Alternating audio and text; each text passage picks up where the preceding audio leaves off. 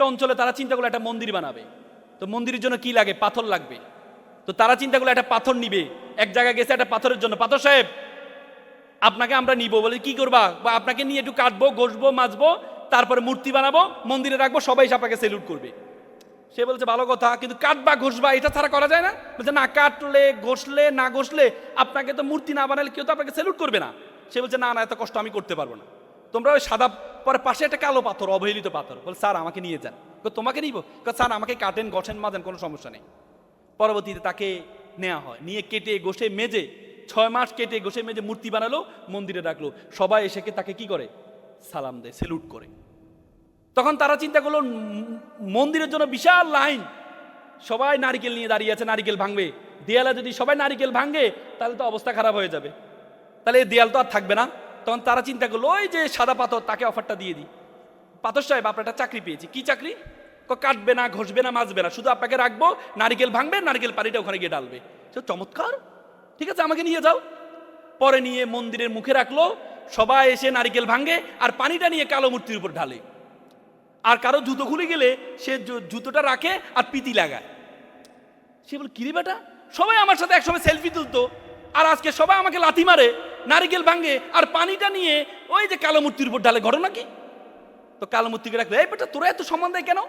বলছে স্যার আপনি তো আজকে দেখতে পাচ্ছেন মানুষ আমাকে সম্মান দিচ্ছে, কিন্তু মানুষ আমাকে সম্মান দিচ্ছে আপনি দেখতে পাচ্ছেন, কিন্তু আমাকে যখন কাটা হয়েছে, আমাকে যখন ঘষা হয়েছে, আমাকে যখন মাজা হয়েছে, আমি সহ্য করেছি বলেই মানুষ আজকে আমাকে সেলুট করছে, সালাম করছে। তুমি যদি মনে করো তোমাকে কাটবা না, ঘষবা না, মাজবা না, তোমাকে মানুষ এমনি সেলুট করবে? নো নো, তুমি তোমাকে কাটো, ঘষো, মেজে তুমি তোমাকে সম্মানিত করো, দেখবা মানুষ তোমাকে সেলুট করবে, সালাম করবে। আমরা ষষ্ঠ বেলা তাকদিরুল্লাহ ইয়ারুদ্দু হাদিসটা বলি যে তকদির কখনো পরিবর্তন হয় না, কিন্তু হাদিসের পরে আরেকটা অংশ ইল্লা বিদুয়া, দোয়া এবং দাওয়া দিলে তকদির পরিবর্তন হয়। আল্লাহ তাআলা কোরআনে বলেছে ওয়াল্লাইসাল ইনসানু ইল্লা মা সা, মানুষ ততটুকুই পায় যতটুকু সে চেষ্টা করে। তুমি যতটুকু চেষ্টা করবে ততটুকু পাবা। আমি সর্বশেষ আমার জীবনের, এটা আমি না বলে পারি না, আমি সব জায়গায় বলার চেষ্টা করি, আমার জীবনকে পরিবর্তন করে দিয়েছে, আমার জীবনকে বাস্তব করে, আমার জীবনকে পরিবর্তন করে দিয়েছে। That time I was a student of university of Dhaka. আমি সূর্য সেনালের ছাত্র ছিলাম। আমি যখন সূর্য সেনালে পড়ি, আমাদের একজন মামা ছিলেন, সারাদিন নাইট ডিউটি দিতেন। একদিন দেখলাম মামা নাইট ডিউটি আমার সকালে পিঠা বিক্রি করছেন। তা আমি বললাম মামা আপনি সারাদিন নাইট ডিউটি দেন, সরকারি পিঠা বিক্রি করেন, আপনি ঘুমানটা কখন? বলছে মামা আমার জন্য দোয়া করবো, আমার ছেলেটা এসিজিতে প্লাস পেয়ে, যদি এসিজিতে প্লাস পা আমার ছেলেকে আমি ঢাকা মেডিকেল ভর্তি করাবো, আমার খুব স্বপ্ন আমার ছেলেকে আমি ঢাকা মেডিকেল ভর্তি করাবো। বলছে মামা ভালো কথা। কিছুদিন যাওয়ার পর দেখি দুপুরে ফল বিক্রি করে। তখন মামা সারাদিন নাইট ডিউটি দেন, সকালে পিঠা বিক্রি করেন, দুপুরে ফল, আপনি ঘুমানটা কখন? যে মামা আমার ছেলেটা এসিজিতে প্লাস পেয়েছে, আমার ছেলেকে ঢাকা মেডিকেল ভর্তি কোচিং করাতে 30-35 হাজার টাকা লাগবে, এই জন্য আমি একটু কষ্ট করছি। তা আমি বললাম মামা ছেলেকে ধর্মকর্ম শিখান্ত। বলছে আমার ছেলে সময় পায় না, এমনি আমার ছেলে ভালো ছেলে। আমি বললাম তারপরে একটু ধর্মকর্ম শিখাই। পরবর্তী আমি ওনাকে কোচিংয়ে রেটিনায় ভর্তি করে দিলাম, কারণ রেটিনার একটা স্টুডেন্ট ফান্ড আছে যেখান থেকে গরিব স্টুডেন্টদেরকে ওনারা পড়ায়, সেখানে আমি ছাড়ের ব্যবস্থা করে ভর্তি করে দিলাম। কিছুদিন যাওয়ার পর মামা আমার রুমে মিষ্টি নিয়ে আসলো। কি উদ্বেলিত, কি উদ্ভাসিত, কি আনন্দিত, বলে যে মামা আমার ছেলে ঢাকা মেডিকেলে চান্স পেয়েছে। বেশ কিছুদিন যাওয়ার পরে একদিন রাতে আমি ব্যায়াম করার জন্য বেরোচ্ছি, আমরা মল চত্বরে ব্যায়াম করতে যেতাম রাত 12টার পরে। বেরোচ্ছে দেখি মামা মাথাটা নিচ করে কান্না করছে। তা আমি বললাম মামা আপনি কান্না করছেন কেন? মামা আমাকে ক্ষমা করবেন। মামা কি হয়েছে? মামা আমাকে ক্ষমা করবেন। মামা আমি আর পারছি না। আমি কি হয়েছে মামা? আপনার ছেলে ঢাকা মেডিকেলে পড়ে, আপনার এখন কান্না করার কি আছে? মামা আমার ছেলেটা ইয়াবা আসক্ত। মামা আমার ছেলেটা ইয়াবা আসক্ত, গতকাল বাসায় এসেছে শোকেজের গ্লাস ভেঙেছে আলমিরা গ্লাসের টাকার জন্য। বিশ্বাস করেন মামা, আমি মনে করছিলাম আমি যখন অসুস্থ হব, আমার ওয়াইফ যখন অসুস্থ হবে, আমার ডাক্তার ছেলে আমাকে সুস্থ করবে। বিশ্বাস করেন আমরা সুস্থ মানুষকে আমার ছেলে অসুস্থ বানিয়ে দিচ্ছে। এমন বর্বর ছেলে তো আমি চাইনি, এমন অসভ্য ছেলে আমি চাইনি। With due respect to our guardians, আপনার ছেলেকে ডাক্তার বলেন, ইঞ্জিনিয়ার বলেন, কোনো কাজ আসবে না। এই ছেলের মধ্যে যদি ধর্মীয় জ্ঞান না থাকে, এই ছেলে ভয়ঙ্কর আকার ধারণ করবে, ভয়ঙ্কর আকার ধারণ করবে। ইংল্যান্ডের শিক্ষা কমিশনের চেয়ারম্যান ছিলেন স্টিমলি হিল। 40 বছর ইংল্যান্ডের শিক্ষা ব্যবস্থা কোনো ধর্ম ছিল না। একদিন স্টিমলি হিল চিৎকার করে বলছিলেন, if you teach your children 3 years, তুমি তোমার সন্তানকে 3টা শিক্ষা দাও, রিডিং, রাইটিং, ম্যাথমেটিক। তুমি যদি তোমার সন্তানকে 4র্থ আর্টটি শিক্ষা দিতে বলে দাও, দ্যাট ইজ আ রিলিজিয়ন, তাহলে তুমি তোমার সন্তান থেকে 5ম আর্টটি পাবা, রেস্কিলিটি, বর্বরতা, বর্বরতা, বর্বরতা। ধর্ম আপনাকে শিক্ষা দেয় ওয়াকফিদ লাহুমা জানাউযুল মিনার রহমা ওয়াকুল রাব্বির হামুমা কামা রাব্বায়ানি সগীরা। আল্লাহ রাসূল বলেছেন, মান লাইসা মাল্লাম ইয়ারহামা সগীরা ওয়া লাম ইয়াকফুর কাবীরানা। তুমি আমার উম্মত নও যদি বড়দেরকে শ্রদ্ধা না করো, ছোটদেরকে স্নেহ না করো। সুতরাং আমি তোমাদের আহ্বান জানাবো, অভিভাবকদের আহ্বান জানাবো, আপনি আপনার সন্তানকে বাংলা, ইংরেজি, ফিজিক্স, কেমিস্ট্রি যাই পড়ান, ন্যূনতম ধর্মটা পড়াবেন। যদি ধর্মটা পড়ান তাহলে আপনার সন্তানটা একটা বড় আকার ধারণ করবে, একটা সম্পদে পরিণত হবে। সর্বশেষ তোমরা জানো গত মাস আমাদের স্বাধীনতার মাস গিয়েছে। আমরা প্রথম স্বাধীনতা ৭১ সালে পেয়েছি, দ্বিতীয়টাকে অনেকে স্বাধীনতা বলে, দ্বিতীয় স্বাধীনতা বলে, কারণ ৫৪ বছর আমরা স্বাধীন রাষ্ট্র পেয়েছি কিন্তু স্বাধীনভাবে মুভ করতে পারিনি।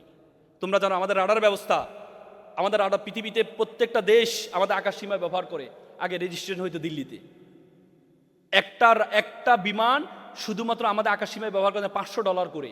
এটা এতদিন রেজিস্ট্রেশন হতো দিল্লিতে এবং টাকাটা পেত দিল্লি, হাজার হাজার কোটি বিলিয়ন ডলার এতদিন দিল্লি নিয়ে গিয়েছিল। কিন্তু ৫ই আগস্টের পরে নতুন বাংলাদেশ পাওয়ার পরে সে রাডার ব্যবস্থা আমরা নতুন করে নিজেদের রাডার ব্যবস্থা চালু করে সে $৫০০ করে টাকাটা এখন আমরা গ্রহণ করে থাকি। সুতরাং আমরা সে মুক্তিটা পাইনি, সে মুক্তি পাইনি। এক সময় একটা স্বাধীনতা নিয়ে একটা দেশ বলে তারা আমাকে স্বাধীন করেছে, একটা দল বলে তাদের কারণে আমরা স্বাধীন হয়েছি। এই দল আজীবন ক্ষমতা থাকতে চায়, আবার যে দেশ বলে সে দেশ আমাদের শোষণ করতে চায়। কিন্তু এবারে ৫ই আগস্টে যেই স্বাধীনতা আমরা পেয়েছি, এই স্বাধীনতা কোনো দেশ বলতে পারে না তারা আমাকে স্বাধীন করেছে, কোনো দল বলতে পারে না তারা আমাদেরকে স্বাধীন করেছে। আমাদের তাজা রক্তের বিনিময়ে, আমাদের তরুণদের, আমাদের জেনজিদের রক্তের বিনিময়ে এই নতুন বাংলাদেশ আমরা পেয়েছি। যেই জেনজিরা যাদেরকে আমরা একসময় বলতাম এরা হচ্ছে ফার্মের মুরগি, সে জেনজিরা স্লোগান দিয়েছে বুকের মধ্যে অনেক ঝড়, বুক পেতেছি গুলি কর। সে জেনজিদের মাধ্যমে আমরা দেশ পেয়েছি। জেনজিদের স্লোগান ছিল রাষ্ট্র সংস্কার করো, রাষ্ট্র সংস্কারের দায়িত্ব নিয়েছে জেনজিরা। কিন্তু নতুন সরকার আসার পরে খুবই দুঃখজনক হলো সত্য যে রাষ্ট্র সংস্কারের আশা নিয়ে আমরা নতুন নির্বাচন হয়েছে, অন্তর্বর্তী সরকার যে নির্বাচন দিয়েছেন সে রাষ্ট্র সংস্কারের গুরুত্বপূর্ণ যে সংস্কারগুলো, যে কারণে ফ্যাসিজম তৈরি হয়, যে কারণে আরেকটি দেশের দাবিদারি করতে হয়, যে কারণে আমার রাডার ব্যবস্থা পার্শ্ববর্তী রাষ্ট্রকে দিতে হয়, কারণ তার অনুকম্পায় আমি ক্ষমতা থাকতে হয়, সেই কারণেই যে ন্যূনতম জুলাই সংস্কারের যে গুরুত্বপূর্ণ সংস্কারগুলো, সে গুরুত্বপূর্ণ সংস্কারের এগেনিস্টে দাঁড়িয়েছে আমাদের এই বর্তমান সরকার। This is matter to regret. উদাত্ত আহ্বান জানাবো, বেগম জিয়াকে আমরা ওন করি, বেগম জিয়াকে আমরা ওন করি। এই সংবিধানের দোহাই আর আল্লাহর ওয়াস্তে বাংলাদেশকে আর দিবেন না। সংবিধানের দোহাই দিয়ে 17-18 বছর আমাদেরকে শোষণ করা হয়েছে। এই সংবিধান আমরা যে বেগম জিয়া নিজে বলেছেন সংবিধানকে ছুঁড়ে ফেলা দেওয়া হবে, সেই সংবিধানের দোহাই দিয়ে আমাদের রাষ্ট্র সংস্কারের গুরুত্বপূর্ণ সংস্কারগুলোকে বাতিল করা হচ্ছে। আল্লাহর ওয়াস্তে না। সংবিধান মানুষের জন্য, মানুষের জন্য সংবিধান। এ মানুষ সংবিধান তৈরি করেছে। আমাদের সংবিধানের 7(2)তে solemn expression of will of people, জনগণের অভিপ্রায় হচ্ছে সবচেয়ে বড় সংবিধান। জনগণ চায় এই সংস্কারগুলো হোক, জনগণ চায় দলীয়ভাবে কোথাও দলীয়ভাবে বিচারক নিয়োগ না হোক, কারণ দলীয়ভাবে বিচারক হলে সে দলীয় এজেন্ডা বাস্তবায়ন করবে। দলীয়ভাবে কেউ যদি প্রশাসক হয় সে দলীয় এজেন্ডা বাস্তবায়ন করবে। কিন্তু বহু গণতন্ত্রের জনক বলা হয়, বহু গণতন্ত্রের প্রতিষ্ঠা করেছেন জিয়াউর রহমান সাহেব। সে গণতান্ত্রিক রাষ্ট্রে আমরা অগণতান্ত্রিক কার্যক্রম দেখতে পাচ্ছি। আমরা দেখতে পাই বিভিন্ন মেয়র ইলেকশনগুলো না করে সেখানে প্রশাসক নিয়োগ করা হচ্ছে, দলীয় প্রশাসক নিয়োগ করা হচ্ছে। ঢাকা বিশ্ববিদ্যালয়ের মতো বিশ্ববিদ্যালয়, এত বড় বিশ্ববিদ্যালয়, সেই বিশ্ববিদ্যালয়ে দলীয় নেতাকে ভিসি বানানো হয়েছে। খুবই দুঃখজনক। সুতরাং আল্লাহর ওয়াস্তে আমরা বিএনপিকে বলবো, যে বর্তমান সরকারকে বলবো, আল্লাহর ওয়াস্তে আপনারা জনগণের দিকে তাকাবেন। এই বাংলাদেশটাকে একই সাথে স্বাধীন হয়েছে মালয়েশিয়া, একই সাথে স্বাধীন হয়েছে সিঙ্গাপুর। সিঙ্গাপুরকে বলা হতো একটা ফিশিং ভিলেজ, মাছ ধরার একটা গ্রাম। মালয়েশিয়া তাদেরকে বের করে দিয়েছে। সে সিঙ্গাপুর বলা হয় বিমান উঠতে উঠতে সিঙ্গাপুরের সীমানা শেষ হয়ে যায়। সেই সিঙ্গাপুর আজকে শুধুমাত্র নেতৃত্বের কারণে, রাষ্ট্র সংস্কার করার কারণে আজকে সিঙ্গাপুর পৃথিবীর রোল মডেলে পরিণত হয়েছে। সিঙ্গাপুরের পাসপোর্ট পৃথিবীর 1 নম্বর পাসপোর্ট। সুতরাং আমরাও পারি, আমাদের সে সব কিছু আছে। শুধুমাত্র দলীয় সিঙ্গাপুরে 0% কোটা, কোনো কোটা নেই। যোগ্যতার খাতিলে তিনি পদবি পাবেন, কোনো ধরনের পলিটিক্যাল পায় না। যদি এটা করা যায় আমাদের দেশটা সুন্দর হবে। জনাব ক্যারি বলছি, you don't ask what country can do for you, you can ask, you can do for you country. তুমি জিজ্ঞেস করো তোমার দেশ তোমাকে কি দিয়েছে, বরং তুমি জিজ্ঞেস করো তুমি তোমার দেশের জন্য কি করেছো। আমরা প্রত্যেকের জায়গা থেকে দেশের জন্য কাজ করো। পারবো তো ইনশাল্লাহ? পারবো তো ইনশাল্লাহ? শিক্ষার্থী যারা আছে সবাই একটু দাঁড়াও। শিক্ষার্থী আমার সাথে একটা ওত পড়বা, আমিও পড়বো, তোমরাও পড়বা। সামনে হাত নাও, সবাই সামনে হাত নাও, লাউডলি বলবা। তোমরা যে জেনজি, তোমরা যে বাংলাদেশের নেতৃত্ব দিয়েছ, তোমরা সাউন্ড দিয়ে দেখিয়ে দিবা। পারবা তো ইনশাল্লাহ? হ্যাঁ পারবা? সিংহকে বনের রাজা কেন বলা হয় জানো?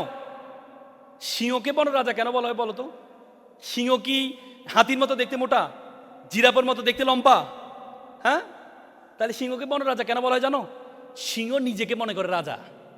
আমি কয়েকদিন আগে আফ্রিকা গিয়েছিলাম। আফ্রিকা পৃথিবীর সবচেয়ে বড় সাফারি, মাসাই মারা সাফারি, প্রায় 500 কিলোমিটার ধরে পুরো একটা অঞ্চলে কিভাবে মানে প্রাণীরা নিজেদের খাবার নিজেরা গ্রহণ করে নেয়। সেখানে দেখলাম সিংহ যে এলাকায় থাকে এই এলাকার আশেপাশে কেউ নেই। সিংহ কিছুক্ষণ ঘুমাচ্ছে, আবার উঠে কিছুক্ষণ গিয়ে পাশের গ্রামে গিয়ে খাবার নেয়, আবার খায়। আমরা উপরে প্যারাসুট দিয়ে দেখেছি, আমরা উপরে প্যারাসুট এবং একটা ল্যান্ড ক্রুজার গাড়ি দিয়ে দুইভাবে দেখেছি। সিংহ শুধু ভাবসাবের কারণে বনের রাজা, নিজেকে মনে করে আমি বনের রাজা, আওয়াজ দেয়, পুরো আশেপাশে সকল গ্রাম শুনতে পায় যে সিংহ এখানে আছে। তো সুতরাং আল্লাহ তাআলা তোমাকে বলছে কুনতুম খায়রা উম্মাত, you are the noblest nation, you are the best nation. আল্লাহ বলছে আশরাফুল মাকলুকাত, তোমাকে আমাকে। আল্লাহ বলছে আমরা সেরা, আর আমরা নিজেকে একটু বিড়াল বিড়াল ভাবি। নো, বাঘের মতো গর্জন দিবা, পারবা তো? মেয়েরা আবার বাঘের মতো বেশি গর্জন দিতে চাইও না। তোমরা কোমলতা, নম্রতা, ভদ্রতা, এটা তোমাদের শোভা। আর ছেলেরা একটু বাঘের মতো গর্জন দিবা। সবাই আবার সম অধিকার খুঁজলে হ্যাঁ, আমরা তো এখন ওই লুবাবা একটা মেয়ে আছে মনে হয় না, লুবাবা না মেয়েটা, একটা ভদ্র মেয়ে, আগে বিভিন্ন নাটিকার ড্রামা টামা করতো, এখন ইসলামের ছায়াতলে এসে বোরকা পড়ে। মেয়েটা 17 বছর মেবি, বিয়ের জন্য সে বলেছে, সে বিয়ের জন্য সেই হয়েছে, মানে ইজাব কবুল হয়েছে। এটা নিয়ে আমাদের অনেক সুশীলরা সমালোচনা শুরু করে দিয়েছেন যে 16 বছরের মেয়ে, 17 বছরের মেয়ে কেন? তার মানে ইসলামের ছায়াতলে আসার কারণে তার মেন্টালিটি খুব লো হয়ে গিয়েছে, এই জন্য 16-17 বছরের বিয়ে করার চেষ্টা করছে। এবং আমাদের সরকারি দল অনেকে এটা নিয়ে সমালোচনা করছেন, অর্থাৎ তারা হিস্ট্রি জানে না। বেগম জিয়া 16 বছর বয়সে তার বিয়ে হয়েছে, কিন্তু বেগম জিয়া যোগ্যতা কোন দিক দিয়ে কম? সবচেয়ে বেশি প্রধানমন্ত্রী ছিল বাংলাদেশের উনি, বাংলাদেশের নেতৃত্বে পরিণত হয়েছেন, 16 বছর বয়সে বিয়ে করেছেন। অথচ আমরা এটাকে নিয়ে ট্রল করছি। ইসলামের বিধানের উপর সব্বার উপর, ইসলামের বিধান হচ্ছে ইসলামে 18 বছর, এটা কি ইসলামের বিধান? এটা ইসলামের বিধান নয়। আয়েশা রাদিয়াল্লাহু তাআলা আনহা 6 বছর বয়সে বিয়ে হয়েছে, 9 বছর বয়সে বিয়ে হয়েছে। সে আয়েশা রাদিয়াল্লাহু সবচেয়ে বেশি, মহিলাদের মধ্যে সবচেয়ে বেশি হাদিস বর্ণনা করছে আয়েশা রাদিয়াল্লাহু তাআলা আনহা। আর আমরা ইসলামের বিধানের উপরে আমরা রাষ্ট্রীয় বিধানকে প্রাধান্য দিই। নো, ইসলামী বিধান রাষ্ট্রীয় বিধানের উপর প্রাধান্য দেওয়া যাবে না, এই দিকে তাকাবে না। ঠিক আছে, ওকে, হাত দাও। কথা একদিক থেকে আরেক দিকে চলে যাচ্ছে, ঠিক হবে না। বলো, আমি ওয়াদা করছি। জেনজিরা লাউডলি বলতে হবে, আওয়াজ শোনা যাবে বাইরে আশেপাশে সবাই, মনে হচ্ছে যেন এখানে রাজনীতি প্রোগ্রাম হচ্ছে। বলো, আমি ওয়াদা করছি।